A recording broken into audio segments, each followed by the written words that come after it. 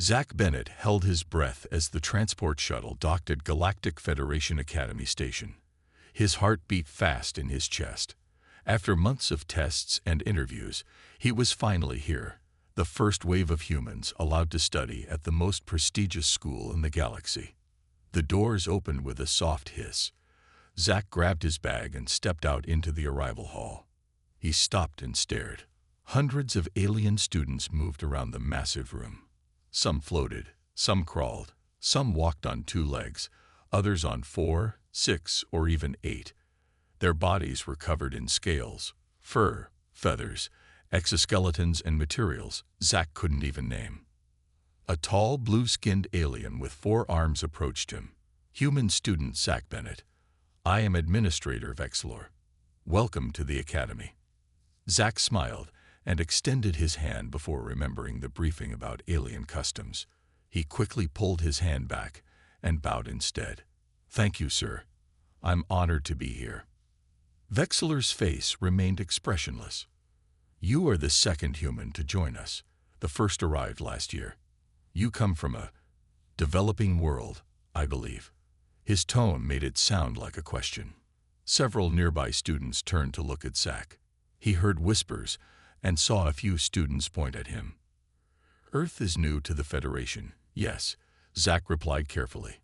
"But we're quick learners." "Indeed. Follow me for orientation." Zach followed Vexlor through wide hallways filled with students from across the galaxy. He noticed how different he looked from everyone else. Some aliens were much taller, others much shorter. Some had natural armor or sharp claws. Zach felt soft and exposed in comparison. After a tour of the main facilities, Vexlor led Zach to the cafeteria. "Your meal card is loaded in your student profile. Your schedule begins tomorrow. Do not be late." With that, the administrator turned and left. Zach stood alone in the doorway of the massive eating area. Hundreds of students sat at tables, consuming foods that looked nothing like what he was used to. He spotted a food station marked with the Earth symbol and got a tray of what looked like pasta. He found an empty table in the corner and sat down. As he ate, he noticed a group of students at a nearby table watching him and talking quietly. The pink-skinned alien with delicate, almost translucent features stood up from that table and approached him. She had 4 arms like Administrator Vexlor, but she was smaller and moved with a graceful, floating motion. "Hello," she said, her voice musical. "You are the new human, yes? I am Lithra, from Arkesia. Would you like to join us?" Zach smiled with relief. "That would be great, thanks. I'm Zach, from Earth." He followed Lithra to her table. 3 other aliens sat there. A stocky, gray-skinned creature with 4 muscular arms, a floating, jellyfish-like being with glowing tendrils, and a tall, reptilian student with emerald scales. "This is Dorn," Lithra said, pointing to the gray-skinned alien. "This is Melanie," she continued, indicating the floating jellyfish. "And this is Zontar." "Greetings," rumbled Dorn. "We don't see many humans here." "You're from Earth, right?" asked Zontar, his forked tongue flicking out as he spoke. "The Deathworld." Zach nearly choked on his food. "Deathworld? Is that what you call it?" The aliens exchanged glances. "That's how your planet is classified," Melanie said, her voice coming from somewhere inside her translucent body. "Class 12 Deathworld. We read the reports when your species joined the Federation. Most of us thought they were exaggerated," said Dorn with a laugh. "No intelligent species could evolve on a planet with so many natural disasters, extreme weather, and predator species. Not to mention the gravity and atmospheric pressure," added Zontar. "Must be why you're so compact." Lithra shot Zontar a look. "Don't be rude." She turned to Zach. "We're curious, that's all. Is it true your planet has areas where the ground explodes with fire?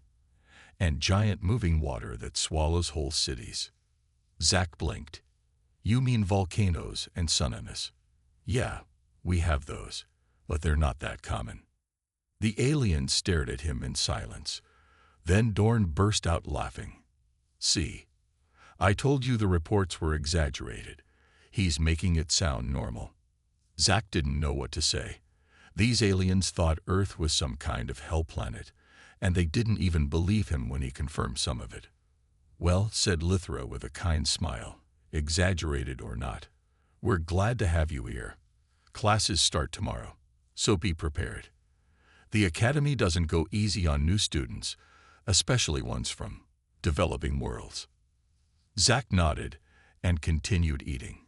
Something told him this year was going to be very interesting. Zack arrived early for his first class the next morning. The room was shaped like a half circle with rows of desks facing a large screen. He chose a seat near the middle and watched as other students filed in. Lythra spotted him and waved, taking the seat next to him. Ready for xenobiology? She asked. Before Zack could answer, Professor Quinta entered the room. She was tall and slender with pale blue skin and 6 thin arms. Her large eyes scanned the class. Welcome, students. I am Professor Quinta. Today we will discuss evolutionary responses to planetary conditions. She tapped a screen, and images of different planets appeared on the wall. Your assignment is simple. Describe your homeworld's apex predators and the adaptations that make them successful. Students began raising hands or tentacles. A furry creature from Nexer described a flying hunter with sonic abilities. A student from Zircon talked about underwater predators that used electricity to stun prey. When it was Zack's turn, he stood up. Earth has many apex predators in different environments. In our oceans, we have great white sharks with powerful jaws and hundreds of teeth. On land, we have lions and tigers that hunt in groups or alone. We have bears that can smell food from miles away. We have wolves that hunt in packs and can run for hours without stopping. The class grew quiet. Zack continued, we also have crocodiles that can stay underwater for hours before attacking, venomous snakes that can kill with a single bite, and birds of prey that can spot small animals from high in the sky. A few students laughed. One whispered loudly, is he making this up? Professor Quinta raised her hand for silence. That's quite a list, Mr. Bennett. Are you suggesting your planet evolved all these different predator types simultaneously? Yes, Professor. And these are just the large ones. We also have smaller predators like spiders that trap prey in sticky webs, and tiny parasites that can kill creatures much larger than themselves. More laughter spread through the classroom. Zontar, sitting a few rows back, called out, next he'll tell us humans fight these creatures with their bare hands. Professor Quinta silenced the class again. Different worlds produce different evolutionary responses. However, Mr. Bennett, I suggest you review the difference between scientific observation and cultural exaggeration before our next class. Zack sat down, face burning. Lythra leaned over. Were you serious? All those predators on one planet? Yes, Zack whispered. I wasn't exaggerating. After xenobiology came physical training. The class met in a large gym with Coach Grawl, a massive alien with thick gray skin and muscles like stone. Today we test your baseline fitness, Coach Grawl announced. Each species will perform exercises appropriate for their physiology. When it was Zack's turn, Coach Grawl looked at his datapad. For the human, Earth normal gravity exercises, 20 pull-ups, 50 push-ups, and a 5-mile run. Several students snickered. Pull-ups seemed impossible for a species without natural climbing abilities. 50 push-ups was excessive, and a 5-mile run. Clearly, the coach was setting the human up to fail. Zack approached the pull-up bar. He jumped up, grabbed it, and began to pull his body up. 1, 2, 3. The room grew quiet as he continued without stopping. 17, 18, 19, 20. He dropped to the ground and immediately started push-ups. By the time he finished the run, sweating but not exhausted, the entire class was watching in silence. Even Coach Grawl seemed surprised. He made notes on his datapad without comment. In the locker room after class, a human girl with dark hair approached Zack. Nice job out there. I'm Kelly Martinez. Been here a year already. Zach Bennett. Nice to meet another human. Any tips for surviving this place? Kelly smiled, but her eyes were serious. Watch your back. Being from Earth comes with a reputation. Most species find us unpredictable and potentially dangerous. She lowered her voice. And whatever you do, don't tell them about our wars. They already think we're violent enough just because we can eat meat. Zach frowned. They think Earth is some kind of hell planet. They laughed when I told them about our animals. Let them laugh, Kelly said. They'll understand eventually. Earth made us different from them. Stronger in ways they don't expect. Just be careful how you show it. As they left the gym, Zach noticed Zontar and some other students watching them with a mixture of curiosity and wariness. He had a feeling that convincing his classmates about Earth's reality would be harder than any physical challenge Coach Grawl could devise. 2 months passed at the academy. Zach learned to navigate his classes and made small progress with his alien classmates. Lithra had become a good friend, and Dorn was warming up to him. Melanie remained curious but distant, while Zontar still treated Zach with open skepticism. Today, the class gathered in the engineering lab for a practical exercise. Professor Krell, a tall insectoid alien, explained the task. You will work in teams to disassemble and reassemble a cargo loader. Safety is priority number 1. These machines weigh over 2 tons. The students broke into their assigned groups. Zach worked with Lithra, Dorn, Melanie, and Zontar. They approached a large loader machine at their station. I've operated smaller versions of these back on Arkesia, Lithra said, examining the control panel. Let me show you how the power core connects. The team worked well together. Zach was impressed by how Dorn's 4 arms could handle multiple tools at once. Melanie's floating form allowed her to check connections in tight spaces. Even Zontar's knowledge of hydraulics proved useful. They had nearly completed the reassembly when a loud alarm sounded from the next station. A loader was tipping over, its stabilizers having failed. Students scattered in panic. Zach noticed Melanie still working inside a compartment of the falling machine, unaware of the danger. Without thinking, he sprinted across the room. Melanie, look out, he shouted. The jellyfish-like alien turned just as the massive loader began to collapse toward her. She tried to float away, but her tendrils were caught in the machinery. Zach dove forward. He positioned himself under the falling loader and braced his back against it. The machine's weight crushed down on him, but he held firm, his legs shaking with effort. Someone help. Pull her out. He grunted through clenched teeth. Lithra and Dorn rushed forward. Dorn used his 4 strong arms to pull Melanie free, while Lithra helped guide her tangled tendrils out of the machinery. She's clear, Lithra called. Zach rolled away just as the loader crashed to the floor with a deafening sound. The room fell silent. Every student stared at him. Professor Krell rushed over. Is anyone injured?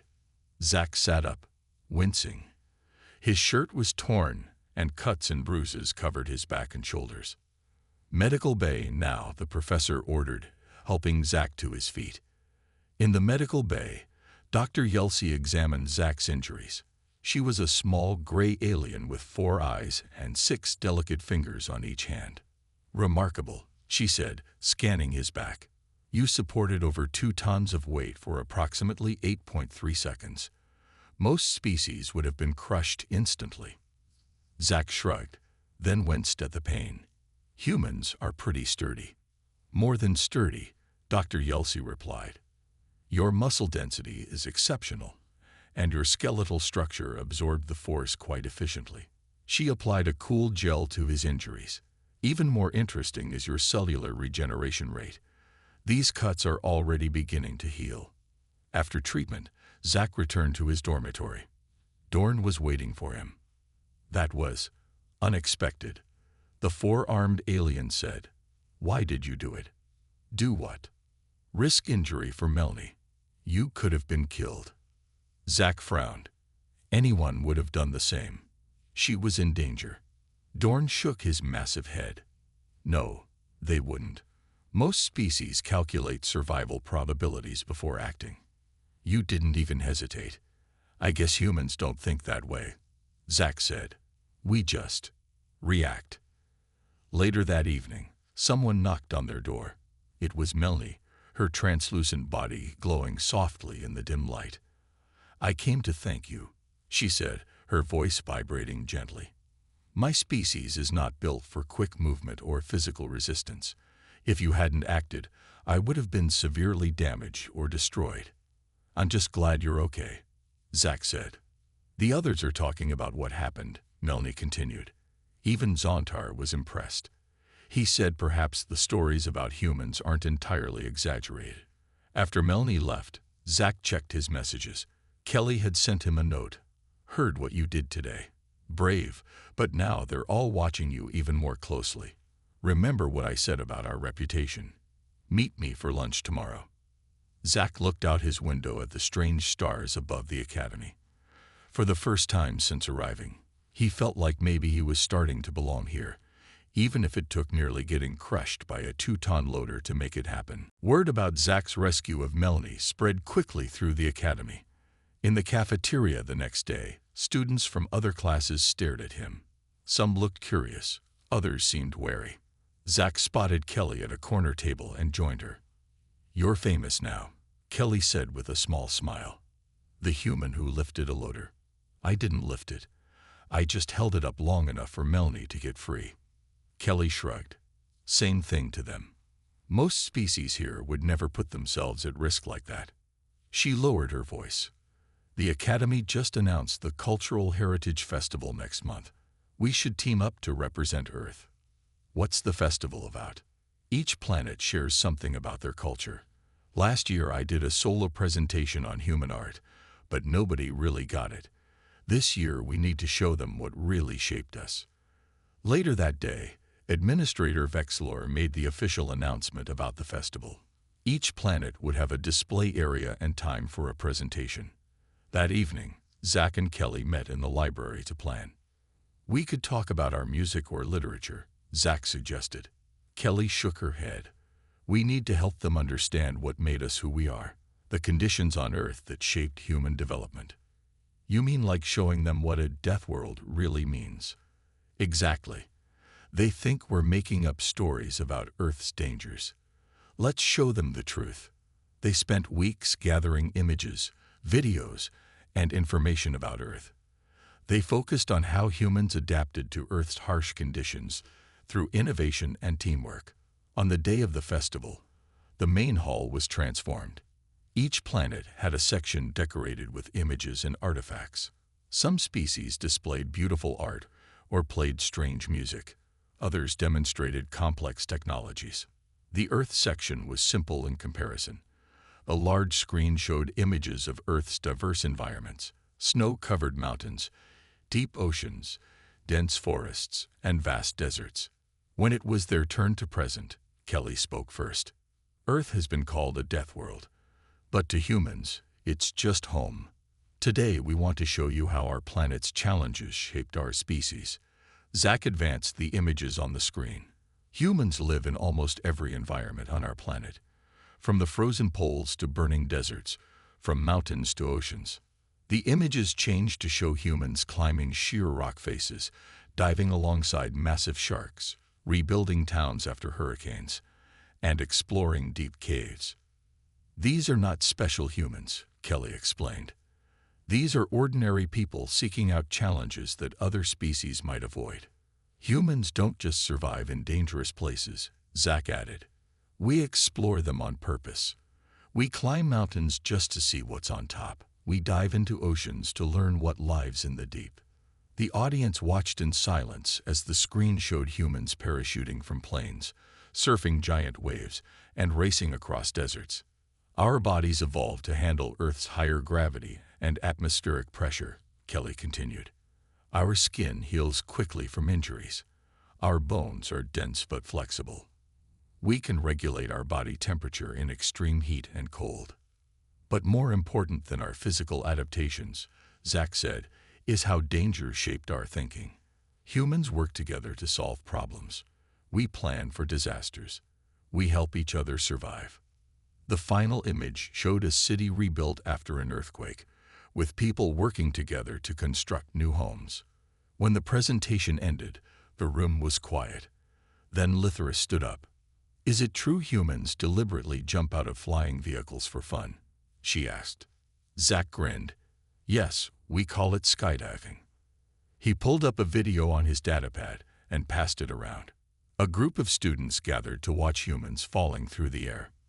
"Your species is fascinating," Melanie said, her body glowing with excitement. "Terrifying, but fascinating." After the festival, Zach and Kelly walked back to their dormitories. "I think they're starting to understand us a little better," Kelly said. "Maybe," Zach replied. "But understanding humans is one thing. Accepting us is another." "Baby steps," Kelly said with a smile. "At least they're not laughing anymore." A month after the Cultural Heritage Festival, the Academy announced a team-building expedition to Nexus IV, a moon with mild conditions and Earth-like gravity. Students would be divided into groups and spend 3 days camping in the wilderness. Zach was placed in a team with Lithra, Dorn, Melanie, and Zontar. They met to plan their supplies. "The weather on Nexus IV is stable," Lithra explained. "No dangerous animals, mild temperatures, and regular rainfall." "Sounds boring," Zach joked, then saw the others staring at him. "I mean, sounds safe." On the day of the trip, teams boarded small shuttles. Zach's group chatted excitedly about the adventure ahead. They were halfway to Nexus IV when warning lights flashed in the cockpit. "What's happening?" Zontar asked the pilot, a senior student named Grell. "Minor engine problem," Grell said, but Zach noticed worry in his eyes. The shuttle began to shake. "Everyone strap in," Grell ordered. "Emergency landing." The shuttle dropped through the atmosphere too quickly. It hit the ground hard, skidding through a field before stopping. No one was seriously hurt, but the communication system was damaged. "We're about 30 miles from the pickup point," Grell said after checking their location. "And our emergency beacon is working, but it could take days for a rescue team to reach us." Days. Melanie's translucent body pulsed with anxiety. "We only have supplies for 3 days." "We have 2 options," Grell said. "Wait here for rescue, or try to reach the pickup point on foot." "A storm is coming," Lithra said, looking at the sky. Dark clouds gathered on the horizon. The group looked at each other nervously. Then everyone turned to Zach. "What would a human do?" Dorn asked. Zach thought for a moment. "First, we assess what we have. Then we make a plan." They unpacked their supplies. Food and water for 3 days. Basic tools. Emergency blankets. A small portable shelter meant for rest stops, not overnight camping.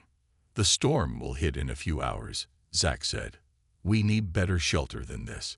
He looked around at the sparse trees and rocky ground. "I can build something." "Build?" Zontar asked. "With what?" "Watch and learn," Zach replied with a smile. Using techniques he learned as a Boy Scout, Zach showed them how to construct a sturdy shelter using fallen branches, the emergency blankets and rocks to anchor everything down. By the time the storm hit, they had a waterproof structure large enough for everyone. Inside the shelter, they sat close together as rain pounded down and wind howled around them. "This is actually quite effective," Lithra said, sounding impressed. "How did you learn to do this?" Dorn asked. "I was a Boy Scout back on Earth," Zach explained. "We learned survival skills as kids." "For emergencies?" Melanie asked. "Well, yes, but also for fun. My dad and I used to go camping a lot. Once when I was 10, we got caught in a sudden snowstorm in the mountains. We had to build a snow cave to survive the night." His friends stared at him. "A snowstorm? You were just a child." Lithra said. "It wasn't that bad. Dad taught me what to do. We built the snow cave, got our sleeping bags inside, and waited it out. The next morning, we hiked back to our car." "You did this for enjoyment?" Zontar asked, his reptilian eyes wide. "The danger wasn't the point," Zach explained. But solving problems, being self-sufficient, connecting with nature, that's part of being human. The storm continued through the night. Zach showed them how to make a small, controlled fire near the entrance for warmth and to boil water they collected from the rain. On Earth, we have a saying, Zach told them as they huddled around the tiny flame. It's not about waiting for the storm to pass, but learning to dance in the rain. Melnie's body glowed softly in the firelight. I think I'm beginning to understand humans a little better now. Me too, Dorn said. Your planet made you different from us. You expect challenges and adapt to them. Zach nodded. That's exactly it. On Earth, if you don't adapt, you don't survive. Tomorrow we'll start walking to the pickup point. I'll show you how humans navigate without technology.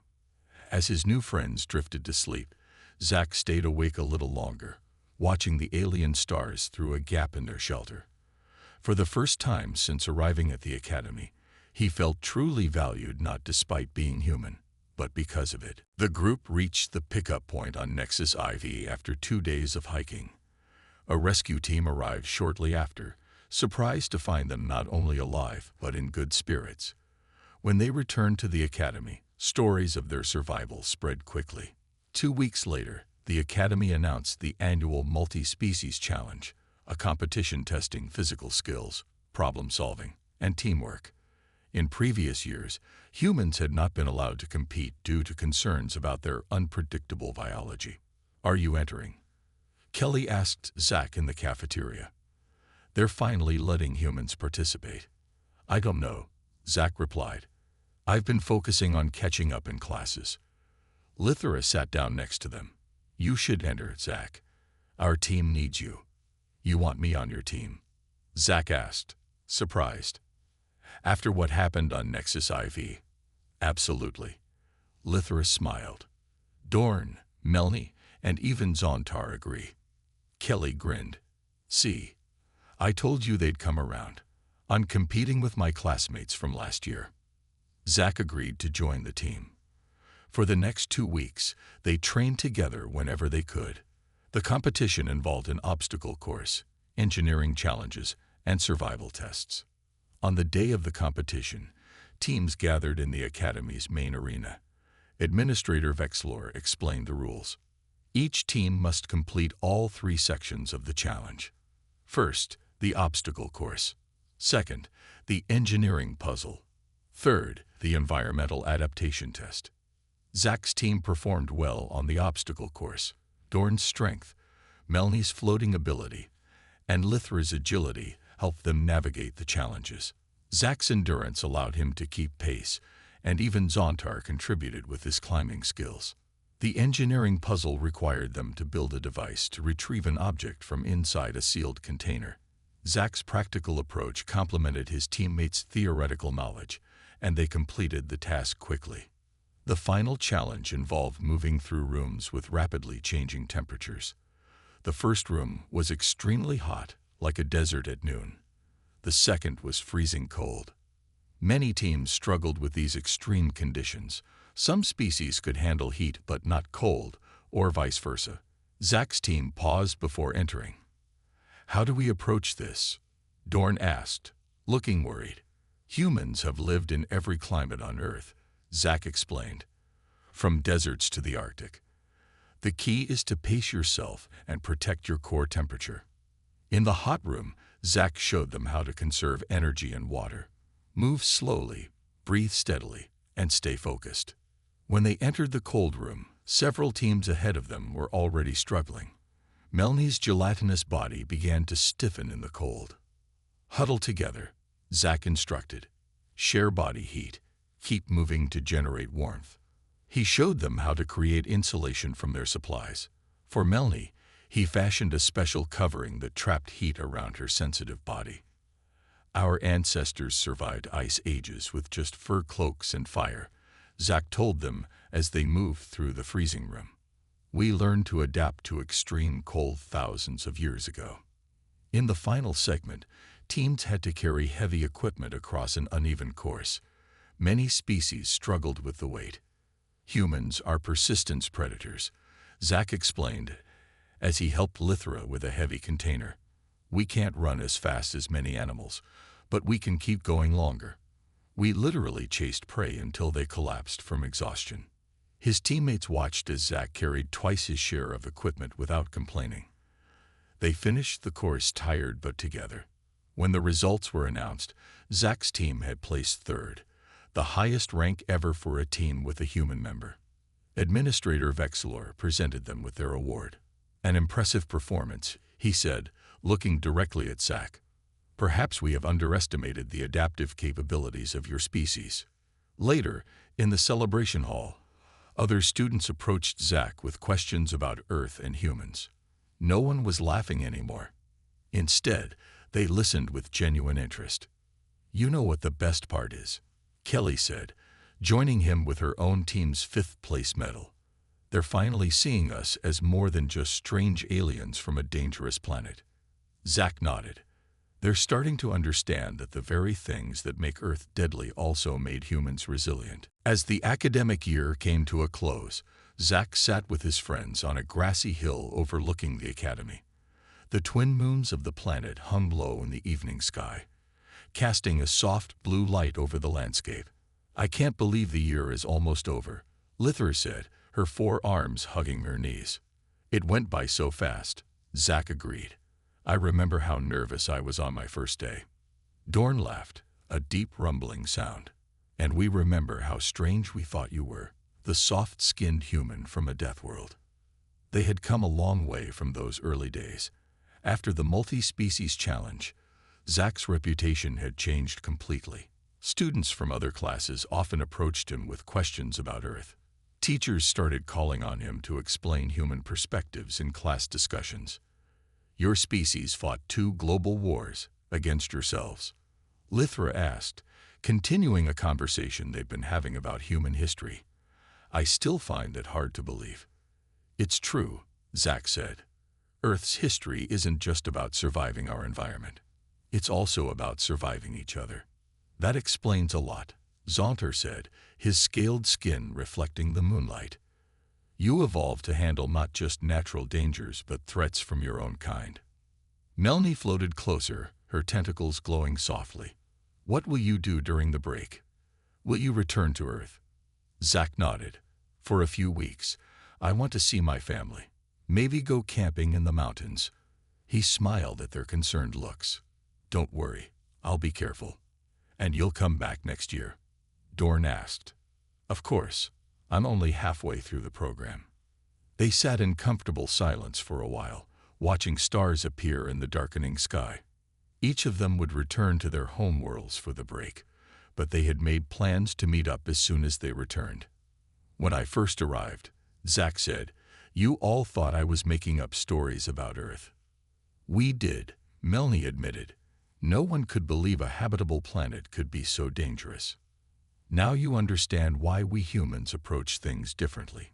Dorn nodded his large head. "I used to think Deathworld was just about dangerous animals and harsh weather. But it's more than that. It's about adapting to constant change, isn't it?" "That's exactly it," Zach replied. "On Earth, if you don't adapt, you don't survive. It's in our DNA."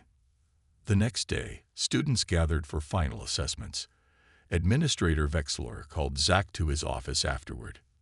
"Student Bennett, your first-year performance has been noteworthy."